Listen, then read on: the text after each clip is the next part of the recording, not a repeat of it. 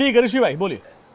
देखिए, मेरा ये मानना है, देखिए दो विद्वान पत्रकार रामकृपाल जी और प्रेम जी हैं, बड़ा सुंदर लगा इन लोगों को सुनते हुए हमें। जी लेकिन मैं रामकृपाल जी से भी एक आदरणीय रामकृपाल जी से कहना चाहूंगा, धर्म का इस्तेमाल राजनीति में नहीं होना चाहिए। यदि एज ए श्रद्धालु प्रधानमंत्री जाते हैं अयोध्या और वहां से कोई राजनीतिक टिप्पणी नहीं करते हैं तो उनका स्वागत होना चाहिए। और कोई भी भाई, हम राम भक्त हैं, क्यों नहीं जा सकते, चुनाव है, उससे क्या। लेकिन उस प्लेटफॉर्म का हम इस्तेमाल राजनीति अपने राजनीतिक फायदे के लिए करते हैं, वो गलत है। दूसरी बात, ये बात तो सभी लोग मेरे मेरे बात से सहमत होंगे कि इमोशनल जो मुद्दे हैं, इमोशनल मुद्दे चाहे 370 का हो, राम मंदिर का हो, वो इस बार प्रभावी नहीं है।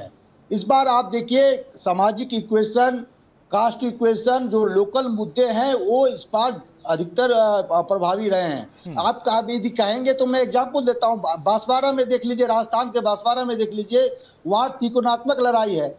और ऐसा कहा जा रहा है कि बीजेपी के जो उम्मीदवार है कैलाश चौधरी तीसरे नंबर की लड़ाई लड़ रहे हैं, कांग्रेस और निर्दलीय के बीच में लड़ाई है।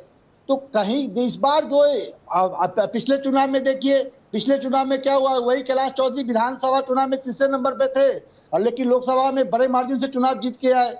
तो ये इस बार जो इमोशनल मुद्दे को पुशअप किया गया, खासकर फरवरी में माह में हम तमाम पत्रकार ये एनालिसिस कर रहे थे कि राम मंदिर शिलान्यास के बाद बीजेपी को बड़ा बाउंस बैक मिलेगा, वो मिलता हुआ अब तक नहीं दिख रहा है। सेकेंड फेज तक नहीं मिल रहा है। आगे क्या होगा ये नहीं कह सकता हूं, लेकिन ये बात सही है कि इमोशनल मुद्दे इस बार प्रभावी नहीं है और हमारे नेताओं को अधिक जोर लगाना पड़ रहा है। एक बात, दूसरी बात, रंजनी जी ध्यान से सुनिएगा, 4 तारीख को आपके चैनल पर जरूर समय दूंगा मैं।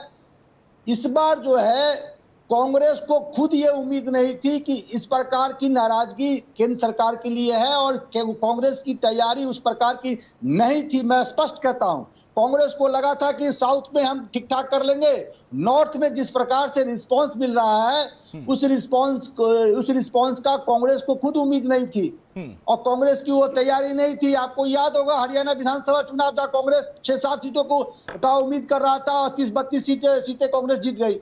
ठीक है। तो ये विपक्ष की भी कमजोरी है, इसको प्रेम जी को मानना होगा। ठीक है, रामकृपाल सर कुछ रिस्पॉन्स करना चाह रहे हैं। ऋषि भाई, रामकृपाल सर कुछ कहना चाह रहे थे। जी रामकृपाल सर।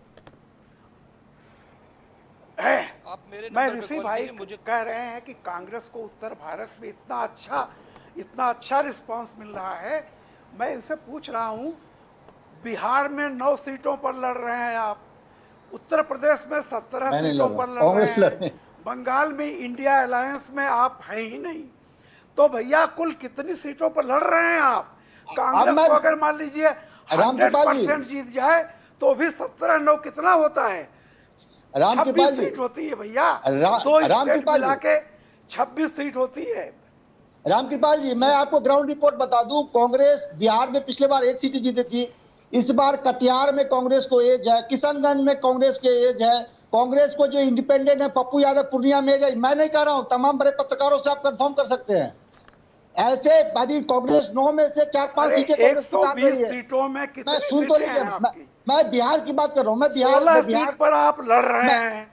मैं बिहार के 40 सीटों पे काम कर रहा हूं। मैं सुन तो लीजिए। इसी तरह बेतिया में कांग्रेस ने गलत उम्मीदवार को दिया है। यदि वहां शाश्वत केदार को देते तो चुनाव जो संजय जायसवाल हार जाते। मैं बार बार कह रहा हूं, कांग्रेस ने भी गलतियां की है, लेकिन कांग्रेस को जो रिस्पॉन्स मिल रहा है इस बार, वो उम्मीद कांग्रेस को भी नहीं थी।